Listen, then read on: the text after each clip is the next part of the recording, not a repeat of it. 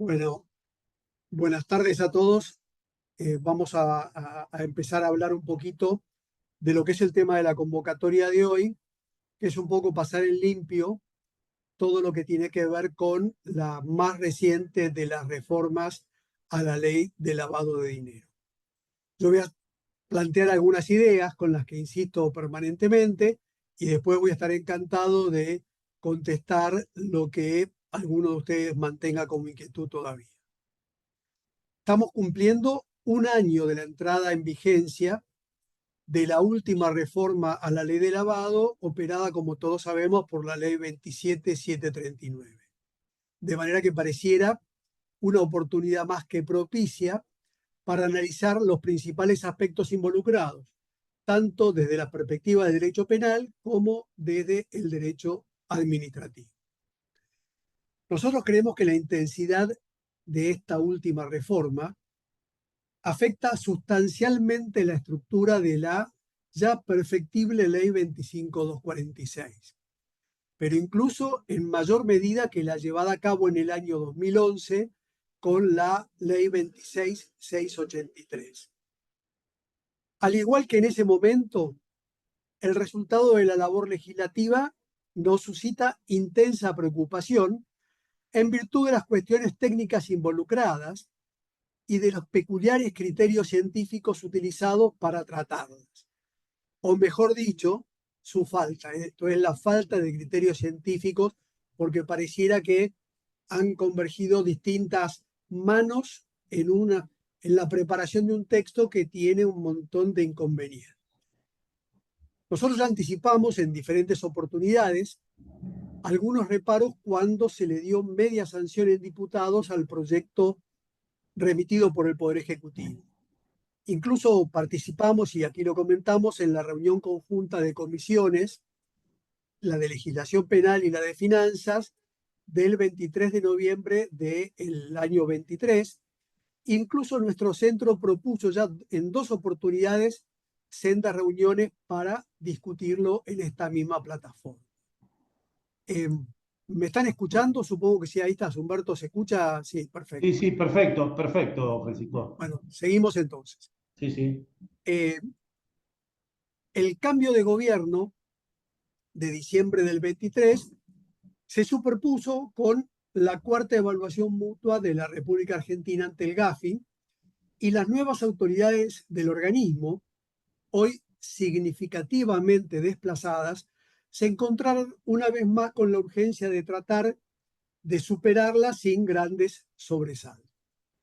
Para ello resultaba indispensable incorporar los nuevos desarrollos tecnológicos vinculados a los instrumentos financieros y a los activos virtuales, además de adecuar las herramientas de prevención y control al estado actual de la discusión en los diversos grupos de expertos del organismo internacional, con todas las novedades de los 24 años transcurridos desde la sanción originaria hasta ese momento.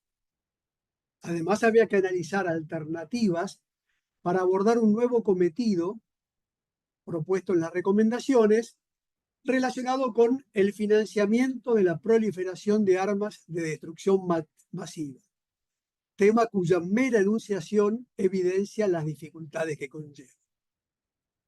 Y lamentablemente, una vez más, la premura desplazó a la sensatez y, en lugar de abordar seriamente el desafío, considerando el desarrollo científico local de cada uno de los temas involucrados, se urgió al Senado para convertir en ley el cuestionable proyecto con media sanción. Quiero insistir aquí en punto a que los reparos a los que nos venimos refiriendo eran compartidos en general por quienes nos ocupamos del tema desde una perspectiva académica. Incluso me atrevo a conjeturar por quienes tuvieron a su cargo la responsabilidad inicial de conducir a la UIF en esta misma gestión de gobierno. Como tantas otras veces, la evidencia de la sinrazón fue tamizada con la promesa de una nueva reforma en ciernes para poner, esta vez sí, las cosas en su justo cauce. Pero superada la cuarta evaluación, las vicisitudes de la política vernácula desplazaron a los reconocidos responsables del organismo y los habitantes, todos nosotros, nos quedamos con la ley 27.739. Como ya anticipamos, la reforma afecta de manera inconcebible los más elementales principios de la técnica legislativa. A mi modo de ver, respetar el sistema sobre el que se trabaja, salvo que se tenga la deliberada intención de modificarlo o directamente de sustituirlo.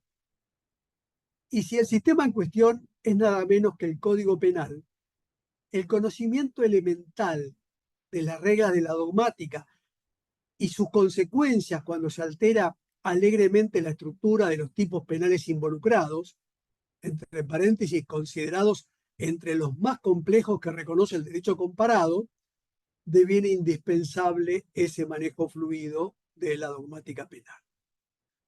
La nueva ley incorporó al Código Penal, además de los delitos de lavado de activos y financiamiento del terrorismo, ya tipificados en el 2000 y en la reforma del 2011 respectivamente, el delito de financiamiento de la proliferación de armas de destrucción masiva, incluido en las 40 recomendaciones de Gafi recién en febrero del año 2012. Como ocurre con los dos primeros, especialmente a partir de la reforma operada en el año 2011 por la 26683, la tipificación de este último, añadido ahora como acápite F del inciso primero del artículo 306, nos perturba intensamente. No saben lo que he trabajado cuidando las palabras que utilizo para calificar en términos técnicos lo que en realidad me produce una inquietud mayúscula. No se trata de objetar la adecuación de nuestro ordenamiento jurídico a los estándares internacionales, sino de poner en evidencia el desdén y el desinterés por el resultado final de su labor evidenciado por el legislador. Insistimos en que la técnica legislativa adecuada presupone, esto es obvio, un profundo conocimiento del sistema del Código Penal argentino, cuando se trata de tipificar nuevos delitos cualquiera sean, pero muy especialmente cuando se incursionan aspectos relacionados con el crimen organizado transnacional y se postulan penas de inusual severidad. Todos conocemos la rémora local para cumplir con la tipificación en su momento del financiamiento del terrorismo, cometido que insumió nada menos que 10 años entre el primer proyecto que el Poder Ejecutivo mandó al Congreso y el que finalmente se convirtió en ley tanto tiempo después. Recién en diciembre del 2011 se resolvió esta cuestión pendiente con una fórmula que contempla, en mi opinión, los estándares requeridos tanto por Gafi como por Naciones Unidas y cubre los extremos tanto con relación al terrorista individual como a la organización terrorista en el plano local y en el plano internacional. Por todo esto, por el trabajo que generó y las vueltas que dimos los pocos colegas que nos ocupamos de estos menesteres, añadir ahora al primer párrafo del artículo 41 quinques, que como sabemos incorporó en el año 2011 en merced a la enésima reforma del Código Penal argentino operado por la ley 27734, la agravante genérica para los delitos cometidos con finalidad terrorista. Decíamos, agregarle ahora una expresión que cito textual, viene diciendo los delitos previstos en este código, las leyes especiales, y se agrega, o en las leyes que incorporen al derecho interno tipos penales previstos en convenciones internacionales vigentes ratificadas en la República Argentina, demuestra un supino desconocimiento de la previsión contenida en el artículo 4 del Código, que como todos los que estamos acá, sabemos que establece que las reglas de la parte general del Código se aplican a los delitos previstos en leyes penales especiales en tanto no dispongan lo contrario. Y es que las leyes dictadas como consecuencia de convenciones internacionales son en definitiva leyes. La verdad que me genera pudor insistir en esto, que en una mesa de examen en la carrera de grado le generaría intensas dificultades a un alumno para superar el escollo del examen. Pero mucho más delicado nos parece el añadido que se hace ahora de los acápites D y E al inciso primero del artículo 306, puesto que amplía muy significativamente el alcance de la norma.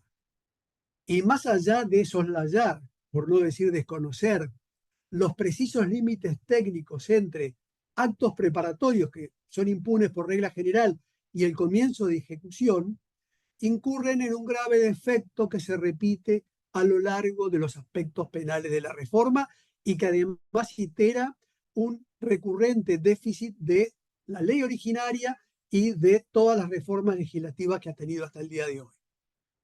Es que la precisión legislativa en materia penal, exigida no solamente por el principio de legalidad que consagra el artículo 18 de la Constitución Nacional, sino por un montón de aspectos vinculados a las reglas de la dogmática penal, exige especial cuidado con las especificaciones que no agotan el alcance posible del género. Y mencionar solo alguna de dichas especies permite obviamente cuestionar la tipicidad de aquellas que no fueron expresamente consignadas. Los abogados, los penalistas nos ganamos la vida tratando de advertir y utilizar en defensa de los intereses que se nos confían todas estas cuestiones. En este sentido, creemos que la referencia de estos nuevos incisos a el viaje, la logística y al entrenamiento que se añaden en la reforma afectan de manera muy preocupante la justeza del texto vigente. Si alguno lo tiene a mano, verá que el inciso D habla de especificando las causales del tipo de financiamiento que, como dijimos, ya venían con la amplitud suficiente para cumplir todos los requerimientos de los organismos internacionales. El inciso D dice, para financiar para sí o para terceros, el viaje. ¿Qué será el viaje? ¿Prestarle la tarjeta SUBE? ¿O la logística de individuos y o cosas a un estado distinto al de su residencia o nacionalidad o dentro del mismo territorio nacional con el propósito de perpetrar, planear, preparar o participar en delitos con la finalidad prevista en el artículo 41 quinque? La cantidad de sinónimos. Yo no sé si el legislador era consciente de si el significado dogmático de todas las alternativas que propone coincide en los términos del diccionario de la Real Academia Española. Y el inciso E habla de, con la misma lógica, para financiar para sí o para terceros la provisión o recepción de entrenamiento para la comisión de delitos con la finalidad prevista en el artículo 41 quinques. Si nos ponemos a pensar un minuto en la vastedad del concepto del entrenamiento, realmente creo que tenemos que preocuparnos sobremanera. Pero a todo esto se agrega el acápite F para la tipificación del nuevo delito de financiamiento de la proliferación de armas de destrucción masiva. La mera enunciación, siempre digo, parece un trabalenguas, y esto supera ampliamente lo tolerable, como fácilmente se concluye al comprobar que los dos párrafos que tiene el nuevo inciso F enumeran 11 y 12 modalidades comisivas respectivamente, de manera que ahí la superposición de géneros y especies, en muchos casos sinónimos, llega hasta el paroxismo. Dice el inciso F, a continuación de lo que veníamos comentando, para financiarla, por favor presten atención, adquisición, elaboración, producción, desarrollo, posesión, suministro, exportación, importación, almacenamiento, transporte, transferencia o de cualquier otro modo, o de cualquier manera, el empleo de armas de destrucción masiva del tipo nuclear, química, biológica, sus sistemas vectores. Es de un engorro que ya no quiero cansarlos leyéndolo, pero no pueden dejar de verlo para adquirir dimensión de la preocupación que trato de transmitir por el efecto que en nuestro Código Penal produjo esta reforma, creyendo cumplir con lo que Gafi pretende con relación a este nuevo delito. Veremos en la próxima oportunidad, en la quinta evaluación, una vez que Gafi haya tenido tiempo de analizar lo que hemos hecho con la 27739, qué opinión merece todo esto. Nosotros, cada vez que hablamos de esto, seguimos cuestionando la concurrencia a reuniones de expertos en temas técnicos complejos para quienes adolecen de ese carácter. Afortunadamente, esta norma, el artículo 306, con todo esto que acabo de enunciar de manera muy genérica, sí cuenta con la cláusula de disminución de pena de acuerdo a la pena del delito precedente en el inciso tercero, que reza: si la escala penal prevista para el delito que se financia o pretende financiar fuera menor que la establecida en este artículo, se aplicará el caso la escala penal del delito que se trata. Vuelvo sobre este nuevo delito y sobre los dos financiamientos en realidad, si hubiera alguna pregunta en la última parte de la reunión de hoy. Vamos ahora al delito de lavado de activos, que ya en el 2011, en la reforma de la 26683, había perdido las dos cláusulas extraordinarias de resguardo para todos los destinatarios de la norma, que no son otros que nosotros mismos, tomadas del anteproyecto de reforma al derogado artículo 278, elaborado por el profesor de la Universidad de Buenos Aires, Marcelo Sancinetti. Esto es, la cláusula de exclusión del partícipe en el delito precedente, dando lugar en el texto vigente al despropósito del autolavado, y la segunda cláusula, que dije que mantiene el delito de financiamiento del terrorismo del 306, pero desapareció del nuevo 303, la disminución de pena de acuerdo a la pena del delito precedente. Esto se planteaba en el proyecto de Sancinetti como una alternativa sensata para acotar los efectos que se generan al admitir a todos los delitos como ilícitos precedentes. Peligro que se incrementa en esa misma reforma de la 26683 porque se sustituyó el sustantivo delito de la fórmula del 278 por el sustantivo ilícito en la fórmula del 303, impidiéndole al imputado resguardarse en la falta de sentencia condenatoria por el delito precedente del lavado de activos. Bueno, con todo este panorama que ya venía complejo, ahora se añade al inciso primero del artículo 303 un nuevo verbo típico, adquirir, que afecta aún más en nuestra forma de verlo, las dificultades para interpretar este elemento central de su estructura en lo que hace a su fase objetiva. Ya resultaba muy complicado comprender la razón por la cual en el texto original, al género, administrar, se le había añadido la especie vender.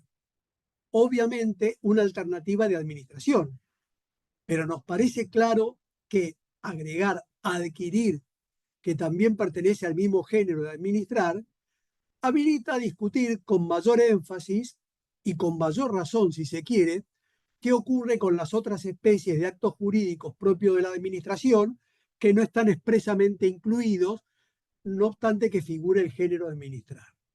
Tema, como dije hace un ratito, con el cual los que hacemos derecho penal nos ganamos la vida.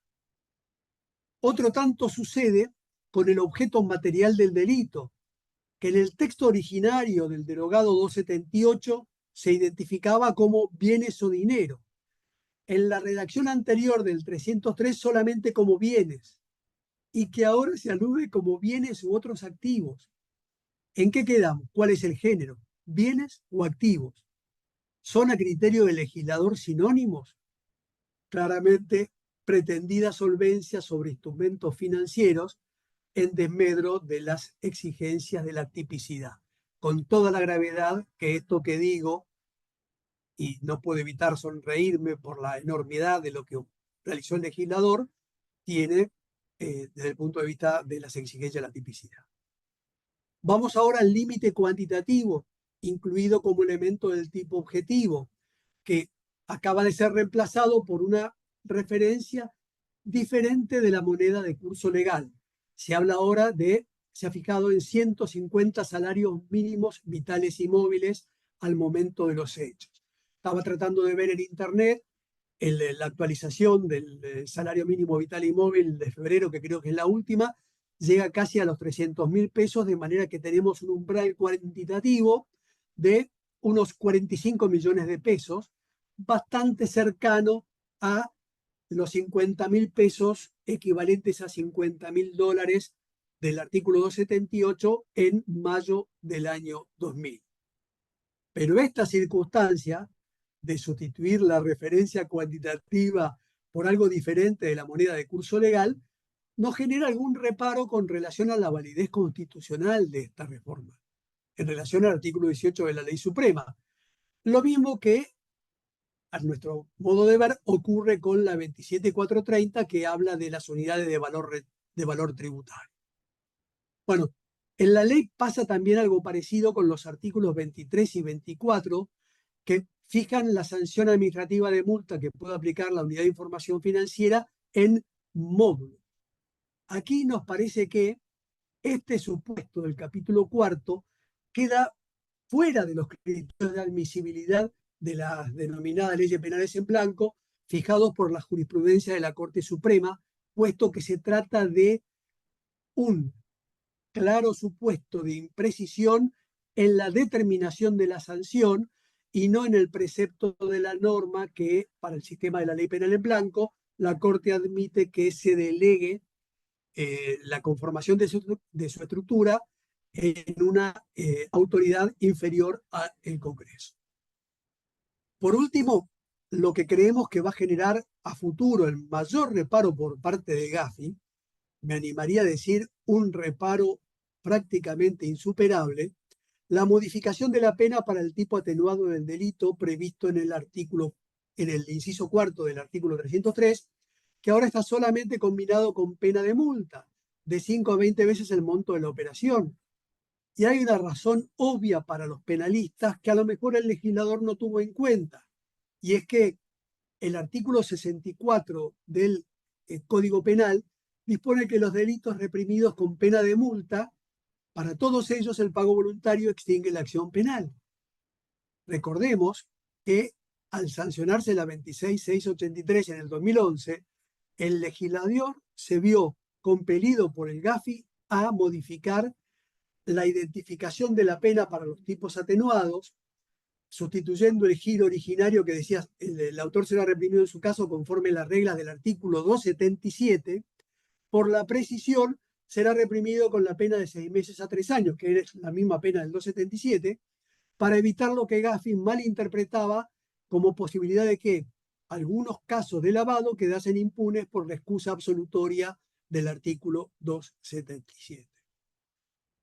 Sin mucha dificultad se advierte que dejarlo ahora impune por el anticipo de la eventual multa, ojo, el mínimo antes del juicio o el máximo, en su caso, durante el juicio, va en el mismo sentido o agrava la situación objeto de reparo con la que Gafi insiste, no empezó a taladrarnos en el año 2011, sino que ya en la segunda evaluación, cuando advirtió que la República Argentina era un miembro del organismo central con algunas particularidades, empezaron a señalarnos esta cuestión que se explica fácilmente entre expertos de derecho penal, porque claramente si la excusa absolutoria figura solamente para el encubrimiento, conociendo el sistema del Código Penal no existe la menor posibilidad de que se traslade a el artículo siguiente, que era el delito de lavado del 278, pero Gafi lo que hacía con esta insistencia era evidenciar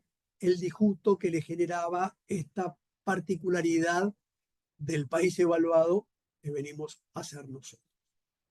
Bueno, estas son las cuestiones principales desde el punto de vista penal, pero la intensidad de la reforma en los aspectos vinculados a la prevención y al control, que nos llevaría varias reuniones para poder enumerarlas todas, nos obliga a seleccionar algunos puntos que nos parecen de mayor importancia y en los que insisto cada vez que tengo oportunidad.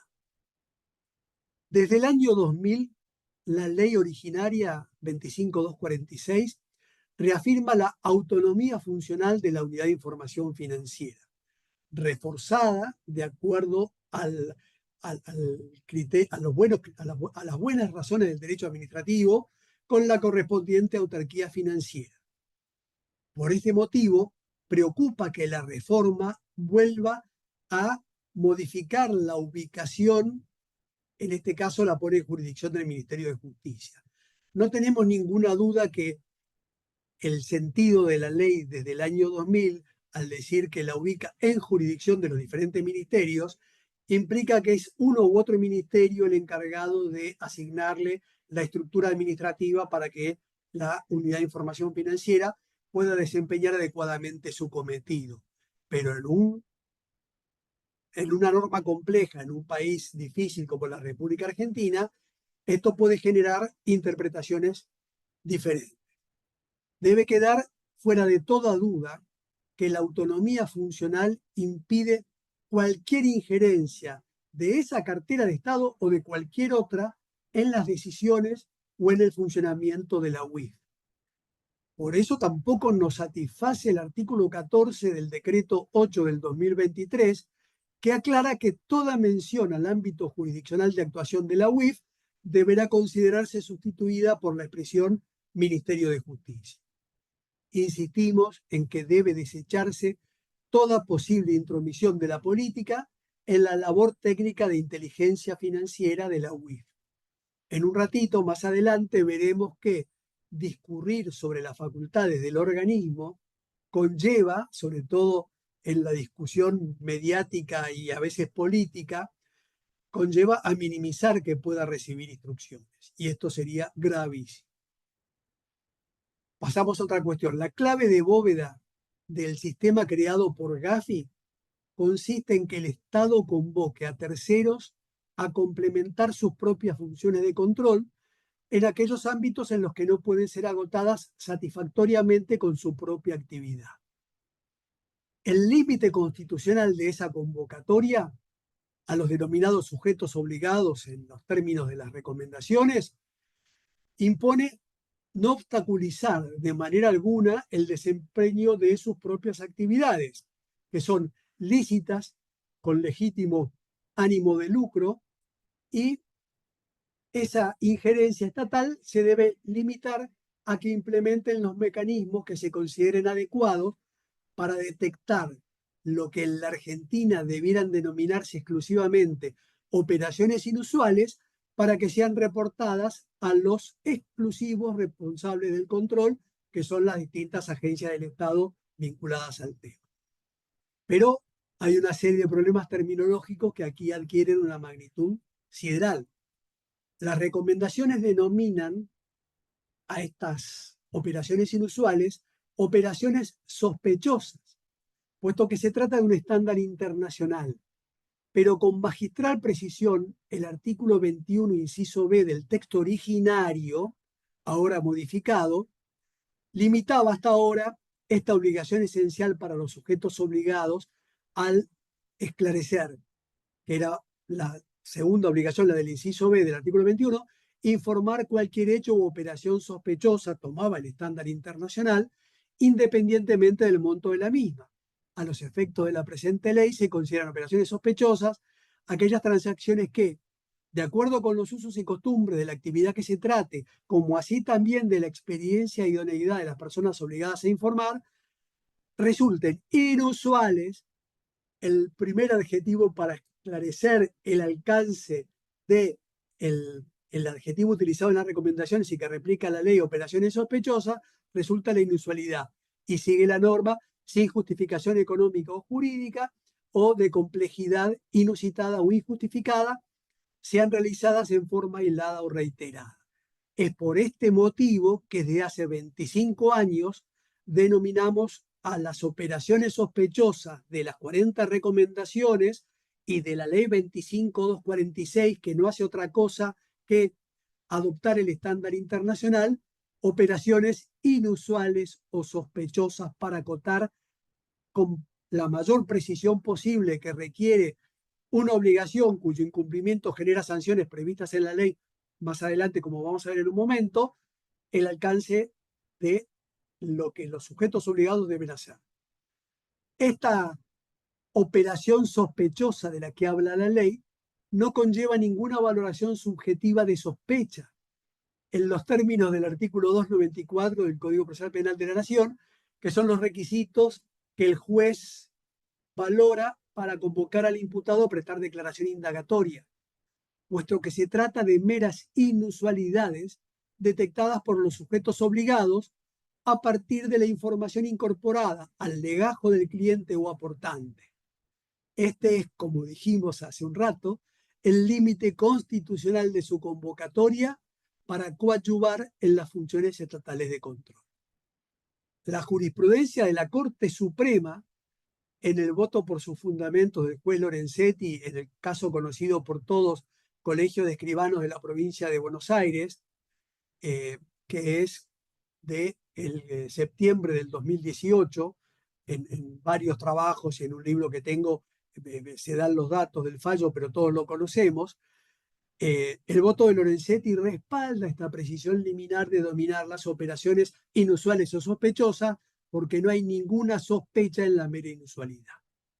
Bueno, por todo esto, nos parece que la distinción que anticipa el nuevo artículo 4 bis entre operaciones inusuales y operaciones sospechosas, aclarando que estas últimas deben ocasionar sospecha de origen delictivo luego de haber sido detectadas como inusuales, siguiendo la tónica del derogado artículo 20 bis, nos parece, igual que ese artículo 20 bis, menos mal derogado, groseramente inconstitucional. Más aún, al imponer el nuevo inciso B del artículo 21, la obligación de reporte de operaciones sospechosas, esto es, los sujetos obligados deben emitir el ROS, prescindiendo del concepto de operación inusual para aclarar el sentido del adjetivo sospecha utilizado, se altera sustancialmente el sistema tal y como viene funcionando durante los primeros 24 años de vigencia de la ley. Aquí anticipamos un posible conflicto frente a las recomendaciones que en algún momento será objeto de señalamiento por parte de los evaluadores futuros del GAF. Pasamos ahora a otra cuestión, y es que las posibilidades de adecuado funcionamiento del sistema para que los sujetos obligados detecten operaciones inusuales o sospechosas frente a la heterogeneidad de las actividades de las diferentes categorías incluidas en el artículo 20 de la ley, desde el comienzo de la vigencia de la ley en el año 2000, fincó en la magistral y sabia delegación expresa del legislador para que fuese la propia UIF, la autoridad de aplicación, quien, a través de pautas objetivas, determinase la modalidad, oportunidad y límites de la obligación de reporte para cada categoría de obligado y tipo de actividad. Y ocurre que la sesuda previsión del legislador, que figuraba explícita en el segundo párrafo del inciso B del artículo 21, ha sido suprimida completamente. En su lugar, se añaden ahora, al comienzo de los artículos 20 y 21, escuetas referencias genéricas a las normas que dicte dicho organismo.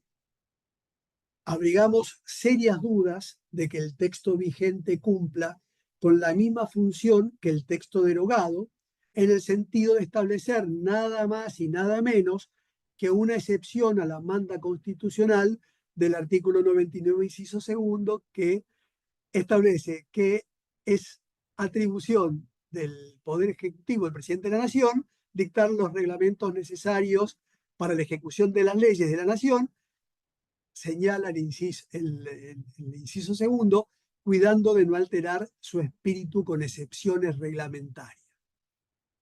Antes bien, pareciera que una referencia, pareciera que lo que dice el primer párrafo del 20 y el primer párrafo del 21 son escuetas referencias a las denominadas facultades implícitas de la administración, entendiendo como tales aquellas que son inherentes a las razones que llevaron a la creación del organismo, esto es, al dictado del reglamento interno para su funcionamiento y todos los demás aspectos necesarios para su adecuado ejercicio. Muy especialmente porque la delegación expresa figuró en la ley durante 24 años y acaba de ser suprimida lisa y llanamente, nada menos. En definitiva, nos preocupa la validez constitucional a partir de la reforma de todas y cada una de las resoluciones dictadas por la Unidad de Información Financiera. Otra cuestión que queremos mencionar, desde la sanción originaria de la ley, el artículo 14 le confiere a la UIF todas las facultades necesarias para cumplir su cometido específico, consistente, como todos sabemos, en esclarecer la licitud de los hechos contenidos en los ROS, reporte de operaciones sospechosas, cursados por los sujetos obligados. En la reforma se añaden 6 incisos a los 10 originarios que, en nuestra opinión, no agregan nada nuevo, sino que especifican aspectos muy puntuales para el funcionamiento de la UIF que sin dificultad podrían considerarse comprendidos en el texto originario.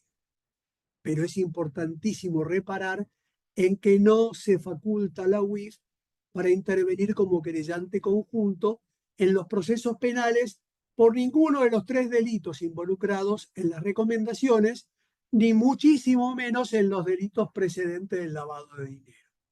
Nunca, jamás figuró semejante facultad en la ley 25.246 en sus 25 años de vigencia, desde mayo del 2000 hasta el día de hoy. Un decreto peculiar, el 2226 del año 2008, del 23 de diciembre, todas las tropelías con la ley de lavado se hacen en las vísperas de la fiesta de fin de año, la autorizó a intervenir como querellante, decía, en los procesos en que se investigue la comisión de los delitos tipificados en la ley 25.246. El único delito que mencionaba la 25.246, que no figuraba en el código, era el lavado del 278, porque el 277, que fue reformulado en la versión originaria sin haberlo advertido el legislador, ya figuraba en el Código Penal. En el derecho procesal penal argentino parece claro que no puede un decreto modificar extensivamente los alcances de la legitimación para querellar del Código Procesal Penal de la Nación, claramente una norma de jerarquía superior a la de las que puede dictar el Poder Ejecutivo, tomando solamente como referencia la pirámide de Kelsen que todos conocemos.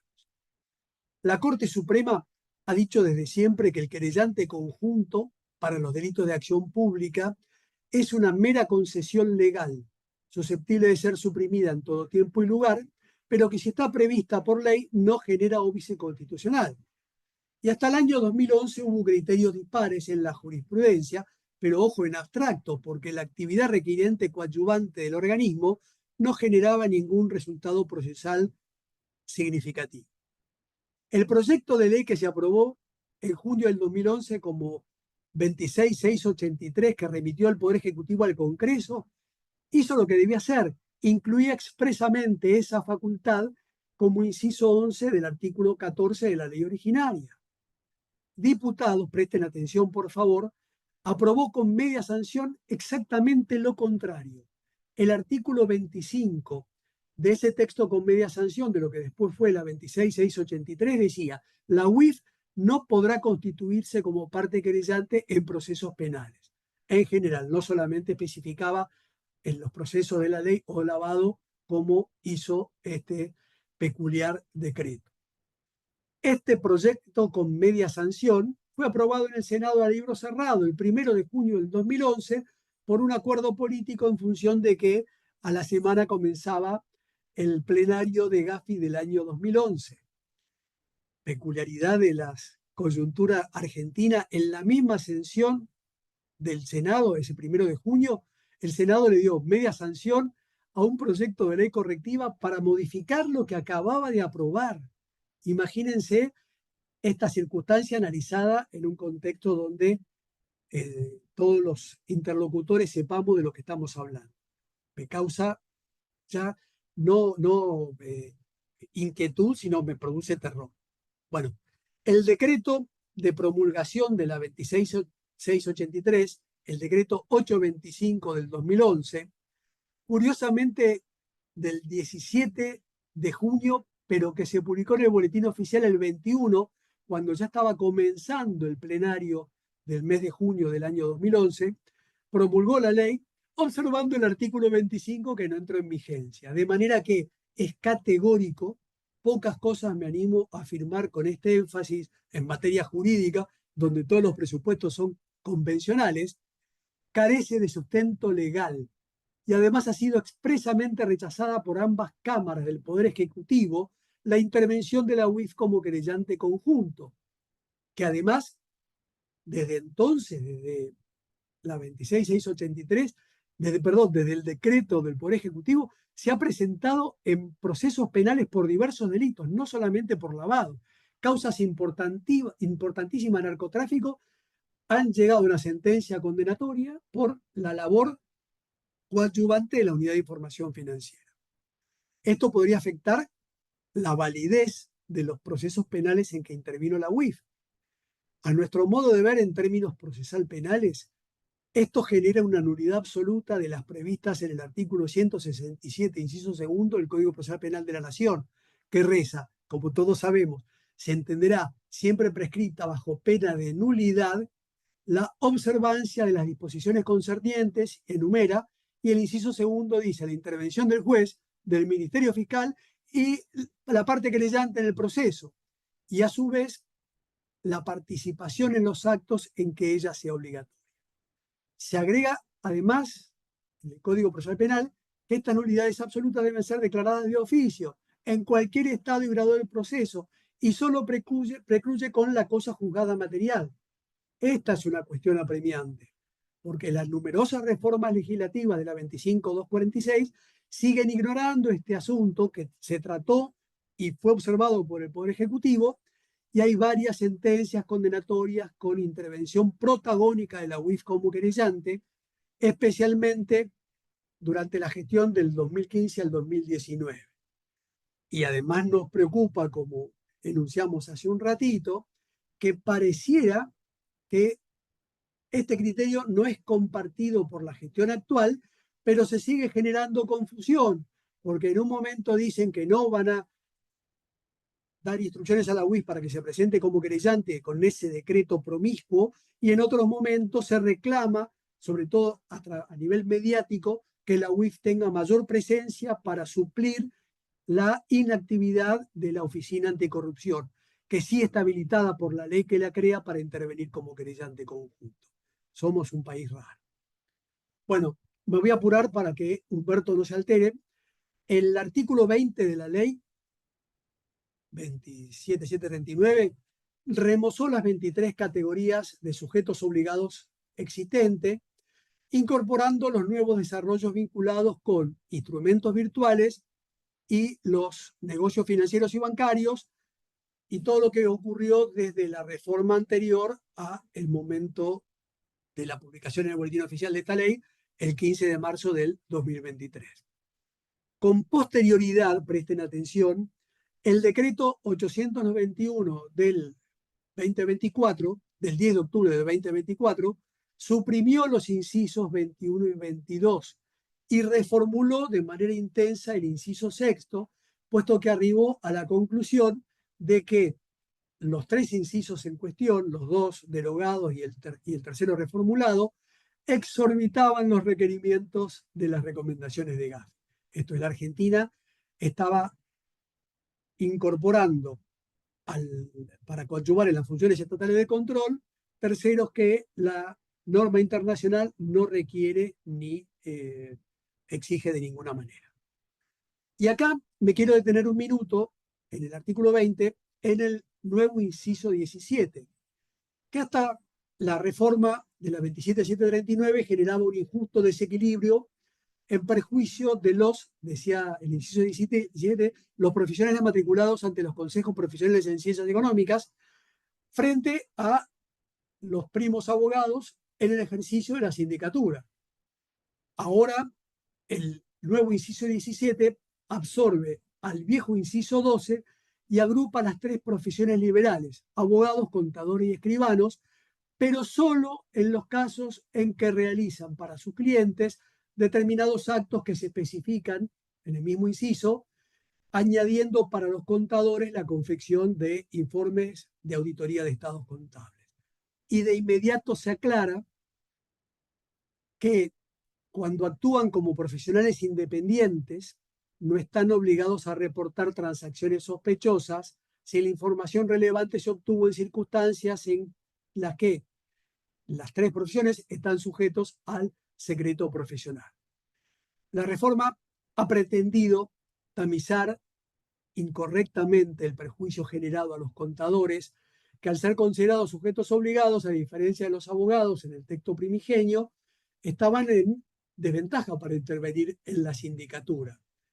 Lo que no tuvo en cuenta el legislador argentino al reformular la categoría de los sujetos obligados ahora en el inciso 17 es que las recomendaciones 22 y 23, y muy especialmente sus notas interpretativas, aclaran que debe excluirse la obligación de reporte para los abogados y para toda la información obtenida al amparo del secreto profesional y en ejercicio de la defensa en juicio, que son las únicas dos situaciones que en la República Argentina requieren título de abogado. Lo sensato para emparejar los aspectos atingentes al ejercicio de la sindicatura hubiera sido referir a los profesionales que desempeñen dicho cometido, incluyendo ambas profesiones liberales, como propuso con acierto el proyecto de reforma ya comentado que llegó a tener media sanción en senadores el mismo día en que se aprobó la 26.683. Lamentable ese proyecto, que tenía algunas cuestiones interesantes, perdió estado parlamentario hace ya tiempo. El capítulo cuarto de la ley esconde importantes cuestiones para comprender el funcionamiento de lo que era originariamente el régimen penal administrativo, cuya rúbrica ha sido sustituida por régimen sancionatorio. Y como esto viene siendo objeto de anodinas discusiones con relación a la vigencia o no para este capítulo de los principios basales del derecho penal y procesal penal, nos parece que el legislador ahora ha pretendido tomar posición en contra de la firme y pacífica jurisprudencia de la Corte Suprema, que a partir del año 2012 reitera que tales principios resultan de aplicación a cualquier sistema con sustancia represiva, incluidos los que asignan responsabilidad objetiva, como este capítulo cuarto, en la medida en que adquirieron jerarquía constitucional en la reforma del año 94, al incluirse al 75, inciso 22, los diferentes tratados internacionales de derechos humanos que están abarrotados de dichos principios. Destaca el alto tribunal que el límite constitucional a la potestad sancionatoria de la administración pública está impuesto por los tratados internacionales de derechos humanos incorporados por el artículo 75, inciso 22, que reconocen todas las garantías propias del derecho penal y procesal penal e incluyen el principio de culpabilidad. Esto surge, entre muchísimos otros, a partir del fallo Lossicer 335.126, reiterado en el 2012 en Bonder, fallos 336.2184, y a partir de entonces en infinidad de fallos. De manera que nos preocupa que esta modificación de la rúbrica no es casual y obedece a la recurrente pretensión de la UIF de desconocer la jurisprudencia del alto tribunal, criterio que pareciera resultar avalado por la instancia de revisión judicial de las sanciones impuestas por la UIF ante la Cámara Federal en lo contencioso administrativo, que usualmente tampoco la acata. Sorprendente. Así que no tenemos nada nuevo bajo el sol con toda la polémica generada en torno al fallo Levinas de la Corte Suprema. Finalmente coincidimos con la ampliación de las especies de sanción que ahora incluye el artículo 24, que consideramos mucho más acorde a la realidad de las situaciones que suelen presentarse en la casuística diaria, con las cuestiones que señalamos para la multa fijada en módulos cuando lo mencionamos hace un momento.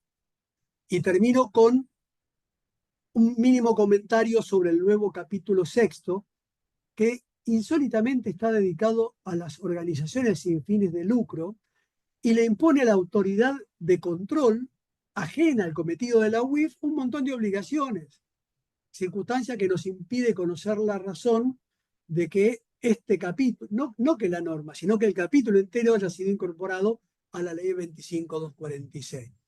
Y es que la ley 27.739 incluyó aspectos modificatorios de distintas leyes y demás previsiones que exorbitan los contenidos de la 25.246, como para la ley de procedimientos tributarios y tantas otras. De manera que creemos que es un desliz que debiera ser reparado en una próxima reforma, si es que a alguien le interesa esto que venimos comentando los amigos que nos hemos juntado aquí esta tarde. Hasta ahí llego, Humberto, y me quedo para lo que vos digas, ir al centro y trataré de cabecear. Bueno, muchas gracias, excelente presentación, muy amplia de todas estas modificaciones, agradecido, como siempre, Francisco. Y bueno, aprovecho, a pesar que sea un poco tarde, para saludarlos a todos ustedes, porque a veces siempre hay temas técnicos que me impidieron hacerlo. Así que bienvenidos a todos los que se han acercado en esta primera reunión. Hoy es la primera reunión que tenemos con el Centro Penal Tributario en este ciclo de charlas. Mañana hacemos la otra, que es la de jurisprudencia tributaria, penal tributaria, que está a cargo, como ustedes saben, hace muchos años, de Graciela Manonellas y Santiago Mosetic de Arca ahora. Así que también invitados para mañana a la misma hora. Bueno, como es costumbre, ahora viene la segunda parte, luego de esta magnífica presentación de Francisco Dálvora, viene la segunda parte, que es un poco el intercambio de opiniones con todos ustedes. Así que, como siempre decimos, le pedimos que enciendan la cámara para todos aquellos que quieran hacer presentaciones sobre el tema. Y ante todo quería saludarlo a nuestro amigo Jorge Santesteban Hunter, que está con nosotros, un especialista en esta materia. Jorge, muchas gracias por acompañarnos y ya te cedemos el uso de la palabra para alguna reflexión que quieras hacer sobre el tema. Gracias, Humberto. ¿Le puedo decir Pancho, doctor Dávora? Pancho, mejor. Hace nada más que algunas décadas que nos conocemos. Bueno, a ver, como dicen los actores, tengo que tirar, es un toro, ¿viste? Porque no, escucharlo a Pancho siempre es enriquecedor, con una solidez inigualable.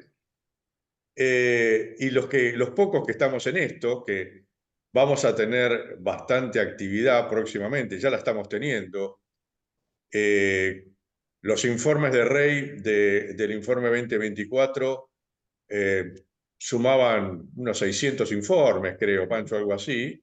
Algo así. Y ahora van a ser miles. Sí. La verdad que hay que ver cuál va a ser el estándar de exigencia de la UIF, porque muchos de los que intervinieron como, los profesionales que intervinieron como revisores externos independientes, no sé si van a poder seguir haciéndolo, ¿no? Porque había una opinión, a ver, hago una aclaración, me estoy refiriendo a la opinión técnica cuando había técnicos, no sé qué es lo que ocurre ahora con la nueva, con la actualización de la gestión tan intempestiva que ha tenido la Unidad de Información Financiera, pero había ciertos reparos con la calidad técnica de buena parte de esos reportes. Sí, yo hago esta mención. Varios de los que estamos acá somos rey, vamos a decir, porque decir reyes no sonaría demasiado democrático. Saben todos mi estilo, así que va a ser difícil mantenerme cuerdo lo poco que pueda opinar. Pero quiero hacer alguna reflexión y empírica, o sea, ocurrió. Alguien en algún momento de fines del año pasado, por octubre y demás, me convocó para acompañarlo en un sumario abreviado. Los sumarios abreviados, ustedes saben que le permiten al sujeto obligado cierta licencia en cuanto al quantum de la sanción y a la falta de antecedentes. Aclaro algo para que ustedes vean también la desmedida exigencia, y el adjetivo es mío, de la UIF en este caso, obviamente preservando a la actividad del sujeto obligado y obviamente su nombre. Pero el sumario, después de un proceso de supervisión que se inició sobre el año 2020 respecto del 2019, le imputó dos cuestiones para iniciar ese sumario y concluirlo con multa. La máxima de aquel entonces, 200.000 pesos por duplicado, o sea, 400.000 pesos. Una, que en un legajo faltaba la constancia del acceso al listado de terroristas, en un legajo, y la otra, que faltaba el acta del plan anual de capacitación, el plan anual, sí, digo bien, de capacitación. Se habían hecho las capacitaciones, pero faltaba el acta de la preparación de las capacitaciones. Hago esto, no sé si servirá para los que estamos en este tema, porque primero, la primera reflexión que me parece un exceso, que en dos formalidades la UIF dispendie sus recursos porque en un legajo faltaba el listado de terroristas que después lo aportaron y dijeron no fue ni era terrorista ni nada por el estilo, lo conocíamos, era un cliente conocido, y la otra que se había cumplido el plan de capacitación. Entonces, me encantaría, hago un aporte para esto, técnico.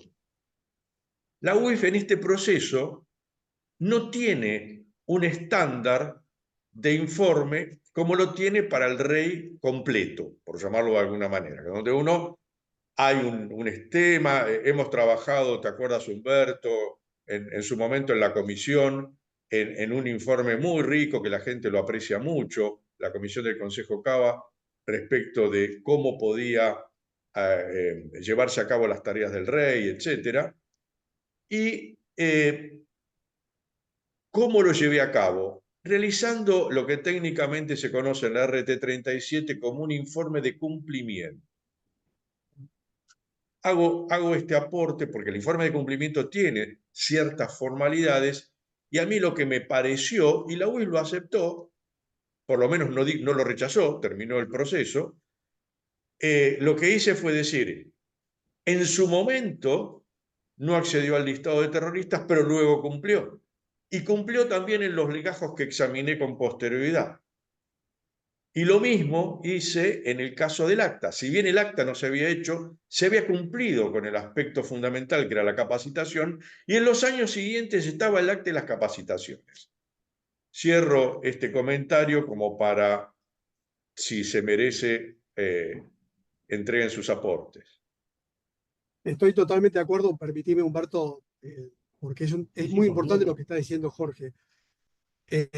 A ver, yo decía hace un momento que ahora el 24 tiene alternativa de sanciones, el llamado de atención, apercibimiento, y la multa es la más severa, pero me acuerdo y lamentablemente añoro cuando la gestión de la UIF de Mariano Federici y María Eugenia Talerico decía que no se trataba de detectar las faltas que tenían los sujetos obligados, como el maestro en el colegio, que va a ver si puede descubrir quién no estudió para poner una mala nota, sino de mejorar el sistema colaborando reguladores y regulados, ayudando a que se comprenda la importancia de que el legajo tenga todo lo que tiene que tener y dando la posibilidad de que las deficiencias formales identificadas en un sumario se corrijan y en ese caso no necesariamente hace falta aplicar una sanción.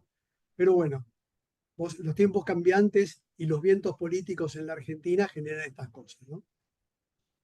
Bueno, muchas gracias, Jorge. Quería ver si está Valeria Simes de Bielque, de Salta, si está con nosotros. Valeria, te saludamos. No soy Valeria, estoy usando la máquina de mi hija. Bueno, Estoy- no tenías que aclararlo tampoco. Eh, ha habido una gran confusión al respecto. Yo quería hacer una pregunta más que nada al doctor Francisco Dálvora, cuya disertación siempre es impecable, ¿no? Y es, ¿por qué se le ha prestado tan poca atención al agregado como último párrafo del artículo 20, inciso 17, la posibilidad de oponer el secreto profesional? No la posibilidad, yo creo que podría ser la exigencia, ¿no?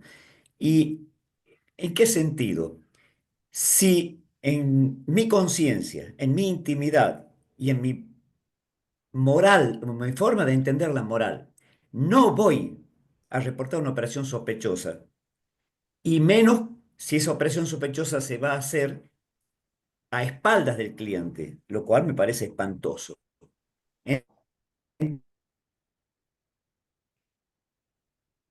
Entonces, la pregunta de fondo es esta. Semejante estructura, costosa, sin reciprocidad de pago por lo que se está haciendo, ¿qué sentido tiene armar esa estructura? Y después, como la misma no está hecha, se la va a sancionar. ¿Es la sanción por la sanción misma? Coincido con la inquietud y podría agregar para preocuparlos más a los destinatarios de la norma que los códigos procesales penales nos amparan a los abogados con el deber de abstención cuando estamos bajo el secreto profesional. Y no ocurre lo mismo con las otras profesiones liberales.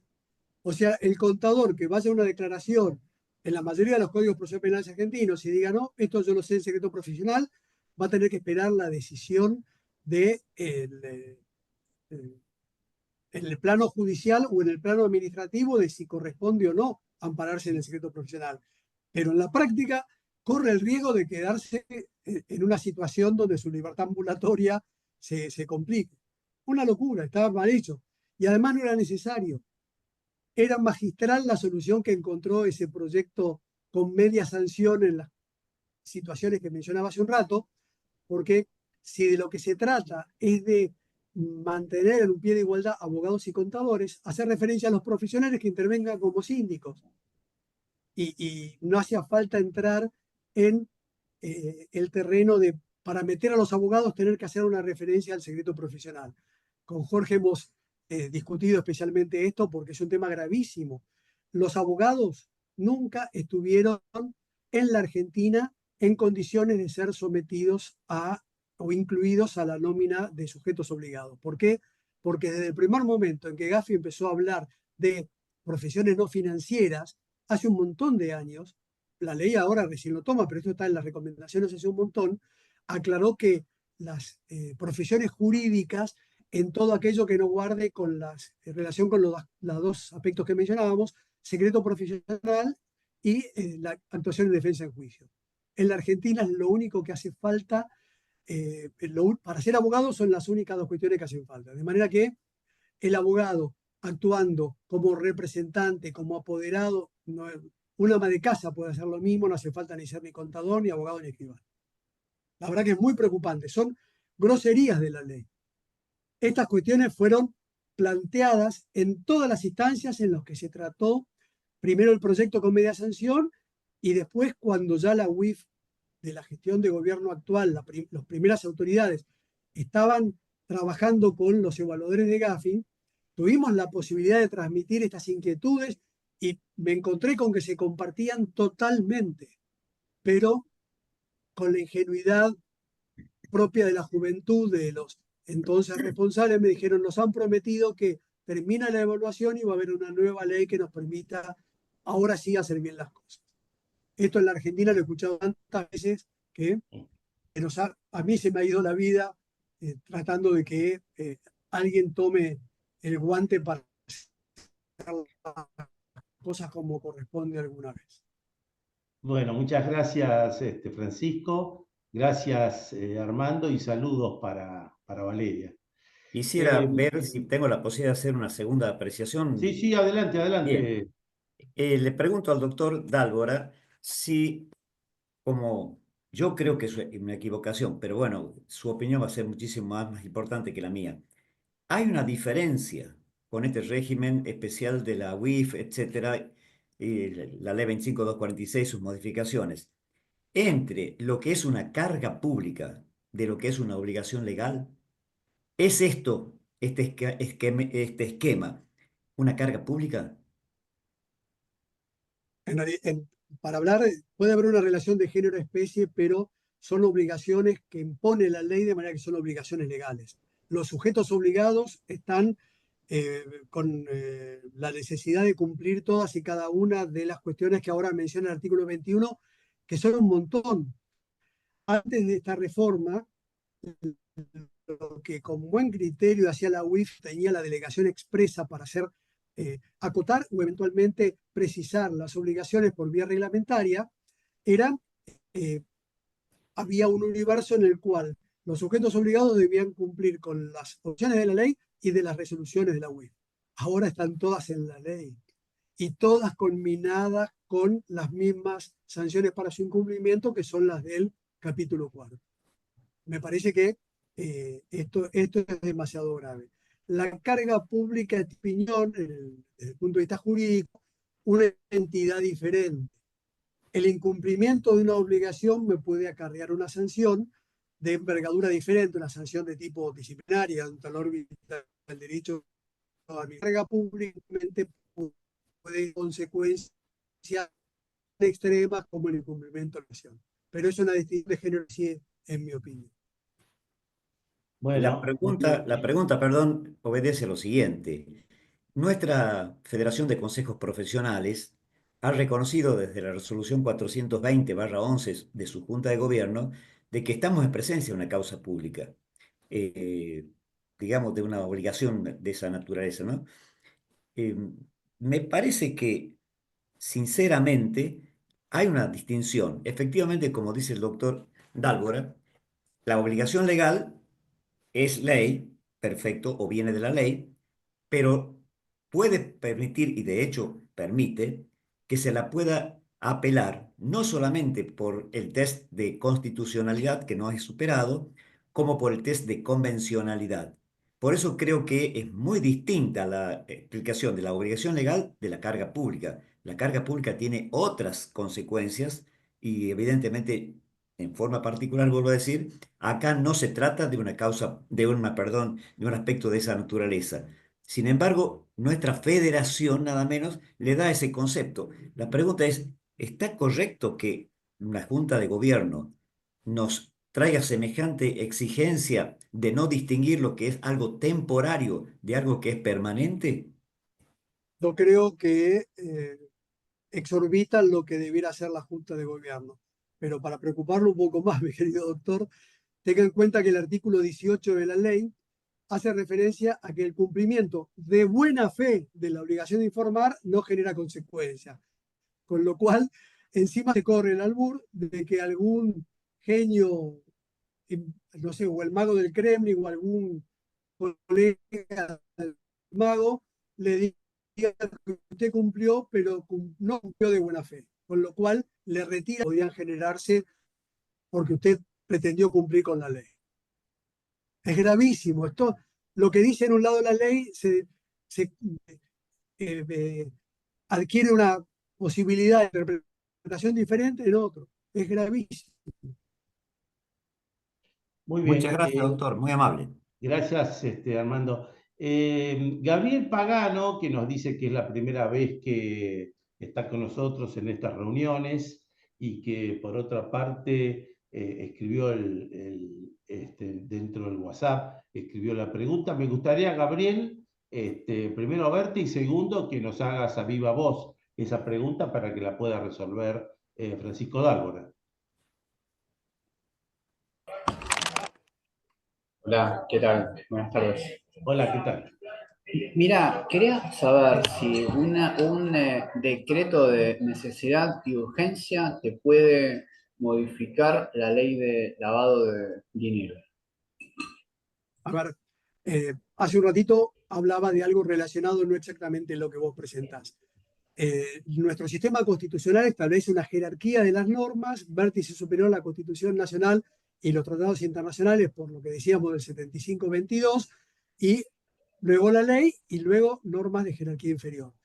todas las normas que dicta el Poder Ejecutivo tienen una jerarquía inferior a la ley porque no contemplan el trámite que la propia Constitución establece para la sanción de las leyes, salvo excepcionalmente los verdaderos decretos de necesidad y urgencia que solamente pueden ser utilizados cuando el Congreso está en receso.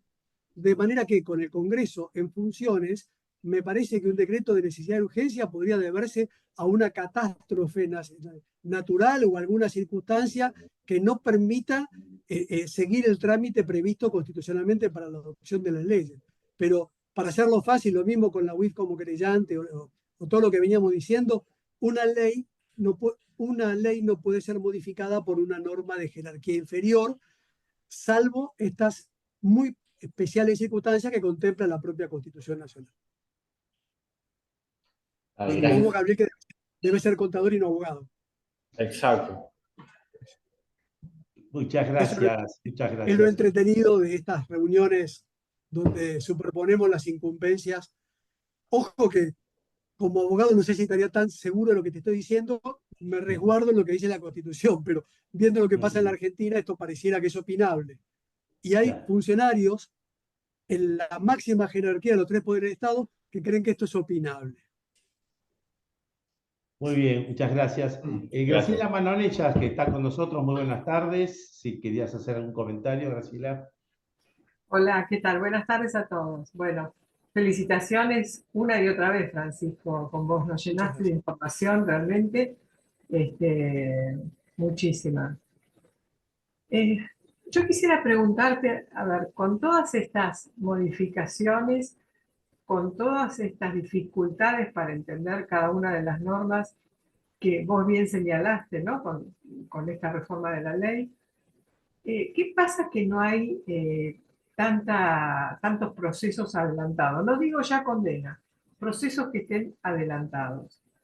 ¿Es difícil la prueba? ¿Vos creés que si alguna vez podemos tener Código Procesal Penal Federal, como tienen en Salta, bueno, y muchas provincias más, esto lo va a hacer más fácil el tema probatorio? Porque no hace falta, ya sabemos que no hace falta sentencia condenatoria con el delito precedente, ¿no es cierto? No me cabe la menor duda, creo que todos sabemos que lavadores debe haber un montón, ¿no es cierto? Pero no vemos resultados. ¿Vos crees que con la sanción esto va a estar mejor o no? Yo creo que el tema, que parece sencillo, tiene una dimensión absoluta. Cada vez que la sociedad se encuentra con que falta una respuesta satisfactoria a todas estas cuestiones que vos mencionás, vamos por los atajos, por agravar penas que no se aplican en procesos que no terminan nunca.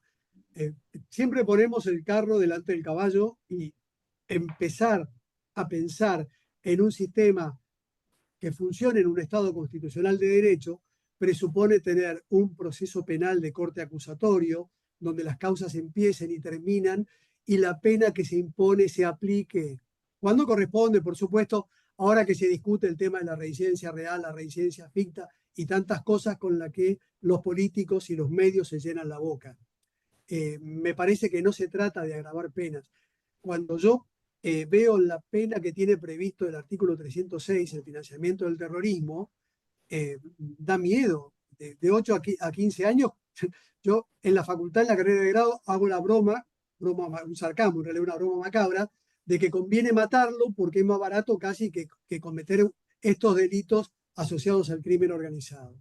El problema, Graciela, y para todos nosotros, es que los procesos penales se extienden de manera inconcebible. No digo de dejar de lado las garantías constitucionales. Acaba de haber un pronunciamiento de la Asociación Argentina de Profesores de Derecho Penal, donde estamos vos y yo y algunos otros amigos, que dice, ojo, garantismo no es otra cosa que sostener, cueste lo que cueste, las garantías de la Constitución. Pero lo que hacemos, ¿y qué es lo que requiere el sistema, además de tener un sistema procesal con esas características que nos parecen el sumum, tener operadores, esto es jueces y fiscales, a la altura del desafío? Si seguimos designando jueces y fiscales de acuerdo a la conveniencia política del momento y cambiamos figuritas como si fuera un chico en el recreo, en el colegio, a ver si llena el álbum o no, me parece que estamos complicados. Y esto, Total, como todos totalmente. sabemos, va de la Corte al último tribunal. Los jueces federales en el interior del país son aliados políticos circunstanciales o permanentes de las gestiones de gobierno en las que fueron designados. Mientras Totalmente. sigamos así, y no digo que deban ser delegados de la gestión de gobierno del gobierno central, pero debieran tener la representatividad y la defensa de los intereses del gobierno nacional como institución, no como gestión política coyuntural. Y bueno, Esto así que estamos. esto que vos también decís me hizo recordar, hace muchos años yo cursé una materia que se llamaba penología por Elías Neumann, que por supuesto vos lo debes haber conocido muy bien. Y él decía, digamos los años que estamos hablando, que si seguimos simplemente aumentando las penas, como vos decís, vamos a llegar a un momento donde vamos a decir, bueno, mira, es más fácil lo que vos decís, se lo mata o se le corta la cabeza por decapitación y se terminó el problema. O sea, me duele la cabeza, en vez de investigar qué es lo que pasa, me corto la cabeza. No sé qué hacer con todo esto y bueno, aumento la pena para que el común de la gente diga, ah, de algo estamos haciendo, están aumentando la pena. Después no sirve para nada, por supuesto. Vos sabés que mi viejo hace muchos años, el procesalista que todos ustedes conocieron, escribió un artículo en una de estas reformas procesales que se llamaba ¿Qué hacer con los presos? Que es lo que nadie decía. Porque en realidad, ahora que estamos dando vuelta a con el argumento de atenuar los efectos de lo que la política denomina la puerta giratoria, acotar la valoración de los jueces de la presencia de los presupuestos jurídicos de las medidas cautelares, que cualquier abogado conoce, peligro de fuga o peligro de entorpecimiento de la investigación. Entonces, queremos que el juez no tenga esa facultad para tener a los presos encerrados en la cárcel, pensando que con eso se acota el clamor popular, y es un error que no hace otra cosa que agravar el problema. Tenemos que tener un proceso que empiece y termine con penas sensatas que se apliquen, en definitiva, y que en el mejor de los casos apunten a la reeducación y a la resociabilización del condenado. Pero si Totalmente. no, como decían los clásicos, la pena es un mal que consiste en la privación de un bien como retribución por la comisión de un delito. Graciela, la definición que vos y algunos de nosotros enseñamos permanentemente. Y todo el mundo se olvida de esto. Exacto. Bueno, cuando Si me la permitís, política entra por la puerta, el derecho sale por la ventana, ya lo decía Carrara. una cosita más que me perdí en la charla tratando de escuchar toda esta información que nos diste. Cuando vos hablabas de, bueno, este monto que se puso en el 303, ahora con la modificación, 150 salarios, y después hablabas de la multa que aplica la UIF, de tantos, no me sale la palabra, ayúdame Francisco, En el tanto, régimen administrativo.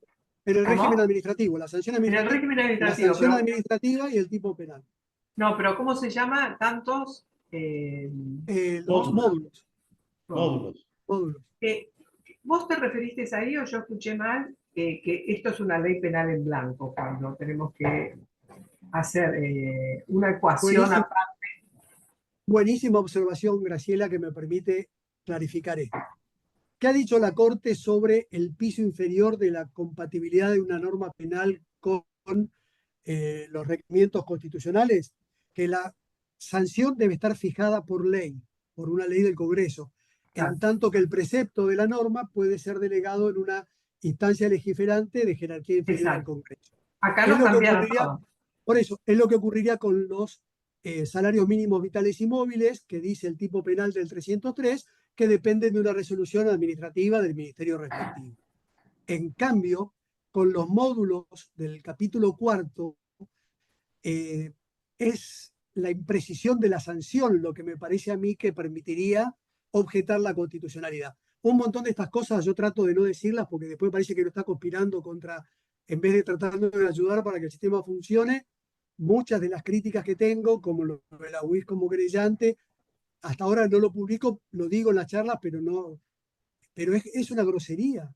Es no saber que una norma penal puede tener un precepto al que le falte una vuelta de rosca que pueda dar una instancia diferente del Congreso, pero una sanción con sustancia represiva, como dice la propia Corte en los fallos que mencionaba, no puede tener la sanción la imprecisión de algo que no se sabe hasta el final cuánto va a ser el día que te la aplique.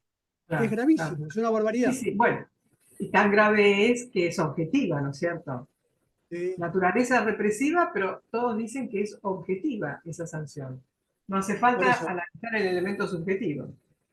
bueno, la Corte esto lo ha ido recortando de los fallos DocuPrint y todos los que conocemos, los que hacemos esto, y después el Gnosis Serien Bonder ya lo dijo con mucha más firmeza. Incluso los sistemas de responsabilidad administrativa, que se caracterizan por la asignación objetiva, como vos mencionabas, deben abordar los aspectos atingentes a la subjetividad. En criollo, decirle al sumariado qué hizo, dejó de hacer para que le aplique la sanción. Ah, gracias. Bueno, muy bien, muchas gracias. Quería también saludarlo a Carlos Jascayer, nuestro representante permanente de Tucumán. Muy buenas tardes, gracias por estar también, Carlos. Y si quieres hacer algún comentario, gustosamente vamos a escucharte. Hola, buenas tardes a todos. Un saludo muy especial a todos, reencontrándonos desde la última reunión del año pasado y muy agradecido de permitirme compartir estas ideas con todos ustedes.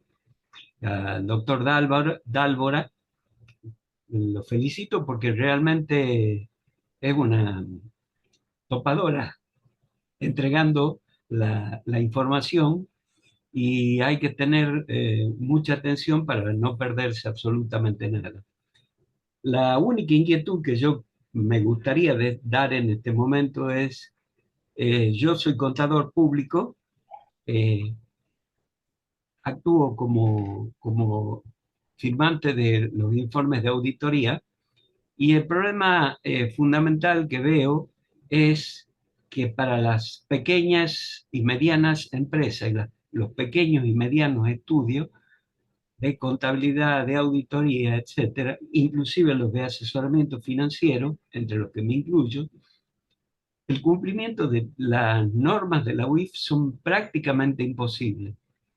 Se pueden cumplir, pero si yo me dedico a cumplir con las normas de la UIF, pierdo todos mis clientes y no tengo de qué vivir. Me gustaría escuchar esa reflexión. Se ha planteado muy seriamente la inquietud suya. En la última reunión de la Fundación Argentina para la Prevención del Lavado de Activos, FAPLA, a la que algunos de ustedes vienen con frecuencia, se planteaba, sobre todo lo planteaba Zenón Viagos, que estaba invitado en representación del Consejo Profesional de la Ciudad de Buenos Aires, distinguir dos niveles diferentes. Al contador que tiene una estructura a sus espaldas que le permite cumplir con todos los requerimientos de la resolución, no puede ser tratado de igual manera que el contador que busca la forma de mantener su estudio con la actividad profesional y debiera, en ese caso, reemplazarse todas las obligaciones que tiene el otro, el que está en la estructura importante, con una mera obligación de reporte. Si en algún caso me encuentro con un cliente con estas circunstancias, se lo hago saber a la UIF. Pero no me pueden pedir que tenga manual de procedimientos, capacitación periódica y todo lo que tiene que tener el que tiene una estructura de respaldo muy diferente a la realidad mía, que trabajo solo con un amigo o con la secretaria. Es un tema candente y yo tenía la sensación, después fueron removidas las autoridades, que Ignacio Jacobuzzi prestó especialmente atención a esto. Muy poquito tiempo después de la reunión de FAPLA del año pasado, se dictó el decreto que yo mencionaba, que suprimió dos categorías y modificó el inciso sexto. Y cuando pregunté por qué hacían eso, me dice, porque en realidad nos dimos cuenta que Gafi en las recomendaciones no dice una palabra, estamos haciendo de más de lo que hacen el resto de los países.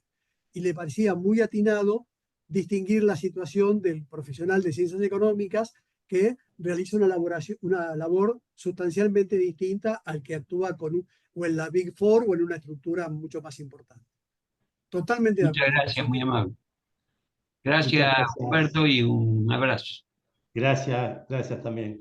También saludo a Miguel Navarro de Mendoza en esta charla federal. Miguel, un abrazo, ¿cómo estás vos? ¿Cómo estás, Humberto? Un gusto y como siempre un placer poder participar de esto.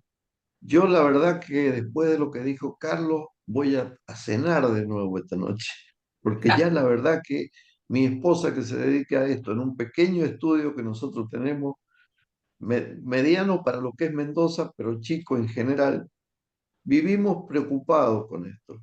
Y cuando uno escucha todo lo que dijo el amigo Dálvora, que estuvimos hablando un ratito antes de que empezara la charla, la verdad que se preocupa más. Ahora, después de estas definiciones, bueno, se adecuarán a lo nuestro. Yo, para colmo, quería que participara mi esposa, pero justo estaba tomando examen en la facultad y no pudo. Entonces tengo un doble problema, que todos los días me dice que el manual, que el legajo, que esto, y escucho todas estas cosas a Jorge Santesteban, a Siemens, en que nos conocemos, y uno piensa, ¿a dónde llegamos? Es otro problema más muy serio que tenemos en el estudio para poder subsistir, porque nos pasa con la FIT, con los requerimientos, con todas las cosas, y tenemos este problema que es muy grave también, porque no sabemos cómo nos pueden controlar. Insistan con los Y consejos Francisco, locales, sumándose. no, te quería agradecer la excelente disertación. Bueno, muchas gracias por la paciencia. Lo que decía, esta inquietud del Consejo el Consejo de la Ciudad de Buenos Aires, como sabe Humberto y saben la mayoría de ustedes, tiene una comisión de lavado muy activa y está seriamente preocupado por esto y está planteándolo a nivel oficial. Lo que ocurre es que nos acaban de cambiar los interlocutores, entonces hay que ver si va a haber receptividad o no. Pero bueno, ya esa es una cuestión propia de la coyuntura política que nos supera. Pero en un país, en un Estado constitucional de derecho debiera tenerse en cuenta. ¿Cómo va a tener que cumplir lo mismo? Piensen ustedes el corredor inmobiliario. Una cosa son las grandes inmobiliarias, los que se dedican al real estate, y otra cosa es la inmobiliaria de barrio que se tuvo que sacar la matrícula en UCIFA para poder trabajar, pero que no tiene ninguna infraestructura. ¿Cómo va a ser para cumplir con eso? Es una barbaridad. Ojalá que las autoridades actuales de la UIF lo tengan en cuenta. Bueno, muy bien. Estamos ya terminando la reunión de hoy, pero quiero darle la última intervención a Jorge Santesteban Hunter porque nos hizo dejó algo por escrito que me parece que es mejor que lo pueda decir en forma pública. Adelante, Jorge.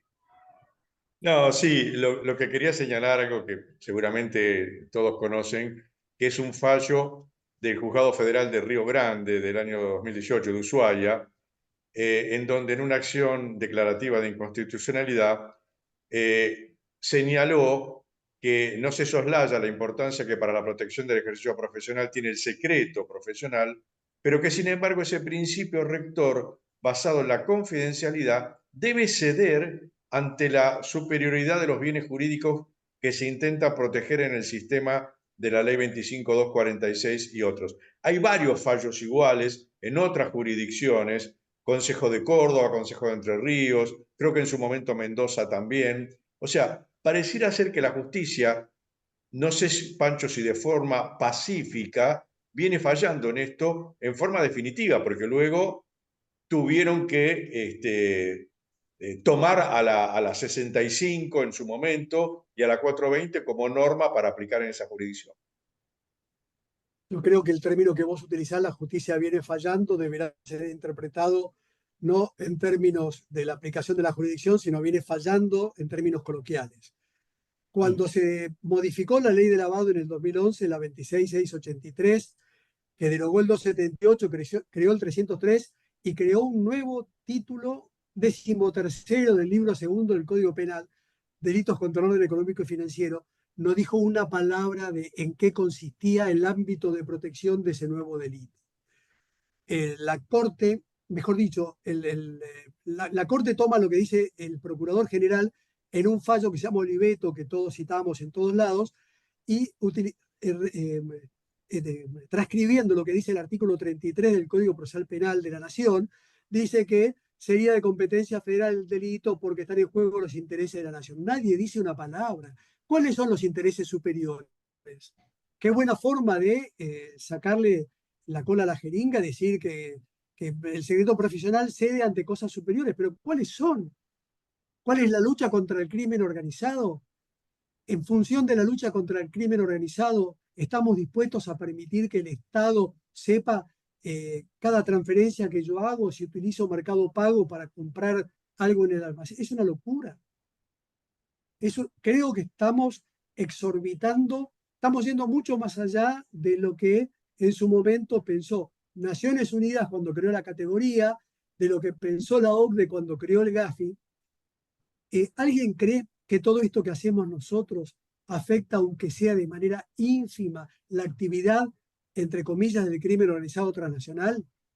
¿Alguien vio un llamado a indagatoria por la exhibición obscena de un político en un yacht con una modelo, para no dar más datos, o cualquiera de las otras causas que se ven todos los días?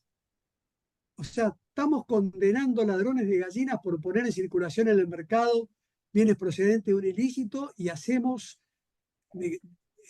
omisión deliberada de considerar las causas que son las verdaderas razones porque no hay plata en las escuelas, en los hospitales, en las rutas, porque el deporte nacional en la Argentina es robarse la plata del Estado.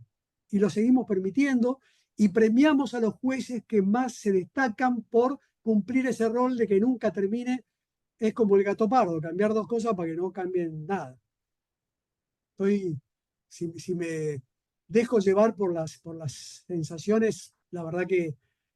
Y además tengo la certeza absoluta, cuando Humberto me propuso el tema, me encanta porque yo trabajo permanentemente estas cuestiones, pero estoy absolutamente convencido, después de 25 años de dedicarme a esta ley, en realidad me empecé a dedicar antes de que se sancionara la primera, que esto no le interesa a nadie. Nos interesa a los 5 que nos conectamos, a los amigos de FAPLA, por ahí nos juntamos con algún amigo y planteamos estas cuestiones, pero a nadie le importa. Cuando fue la oportunidad de modificar la ley en la 27739 y me fui corriendo a la Unidad de Información Financiera preocupado por un proyecto gravísimo, me dijeron, quédate tranquilo, que sabemos que el proyecto es una barbaridad. Se convirtió en ley. Estamos complicados. Bueno, muy bien, Francisco, agradecerte mucho por esta excelente presentación, a todos los colegas que nos han acompañado, que han participado, y la invitación entonces para las próximas reuniones que organiza nuestro centro. Gracias y hasta cualquier momentito.